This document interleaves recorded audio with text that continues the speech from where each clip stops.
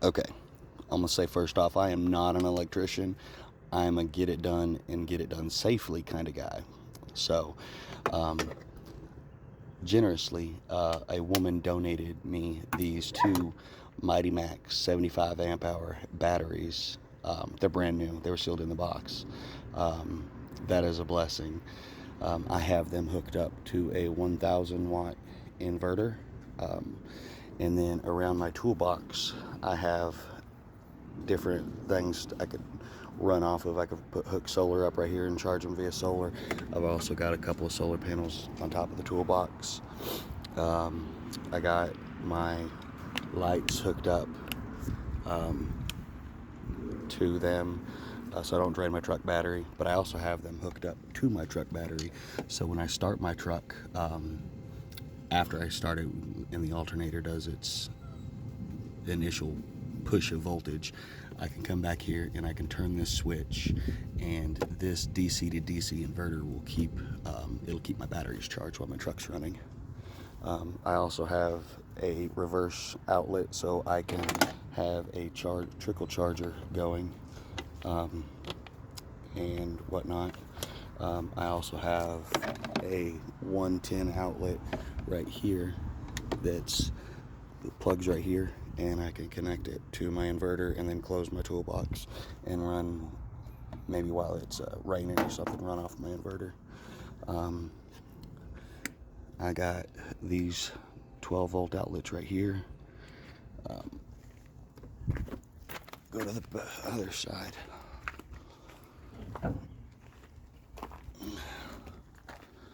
On the other side, I have two 12 volts and a USB. I also have another switch for my light so I can control them either side of the truck I'm on. This side has just got all my random crap in case I ever run into, like, we're RVing and have 50 amp, 30 amp, 20 amp. I can hook up to them and convert them to 110, maybe 220. I don't know if those will run 220 or not, but I've got all the attachments I'll need. Pretty much all my I'm fucked shit is in the back of my truck. A little pro tip: if you change your alternator belt early, keep the old one just in case something happens to the new one. You've got your old one that can get you at least to safety to get it replaced again. I guess while I'm back here, so this is a first aid kit.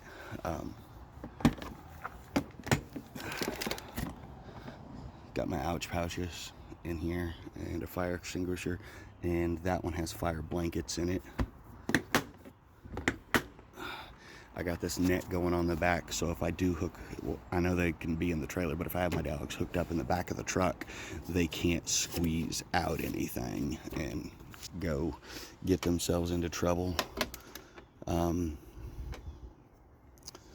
Let's see what else.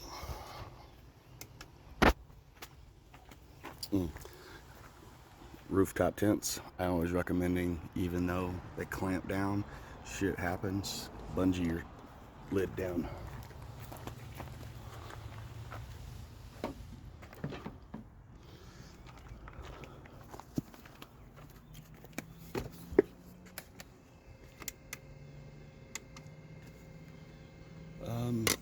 Yeah, I think that's it.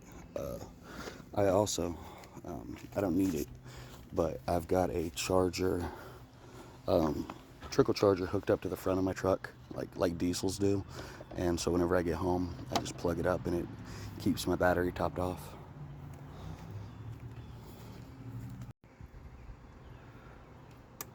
I also have these two lights mounted, so at night when I flip open my toolbox when it's dark, I can just hit them and see what I'm doing inside of my toolbox. So one thing I recommend to anybody who's going to be doing any kind of off-roading, overlanding for extended periods of time,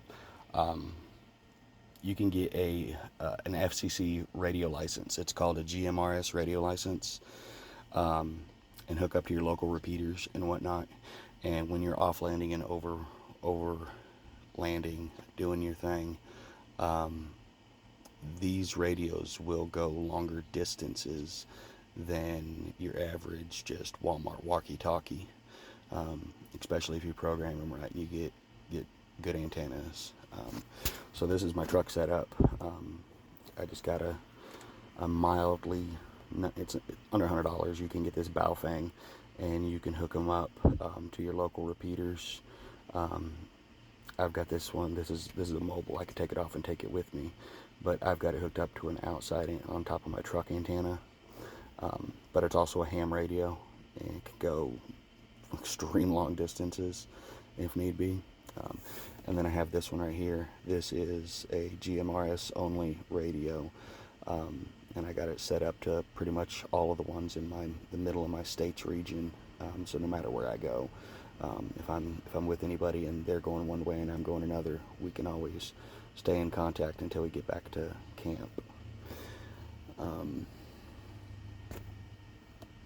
Yeah, I think that's all the goodies for the inside of the truck. Oh, I wired in a 110 outlet.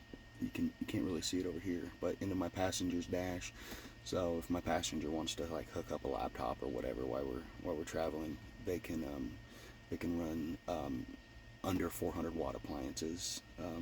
There's 2 outlets and then 2 USBs. And I think that's it.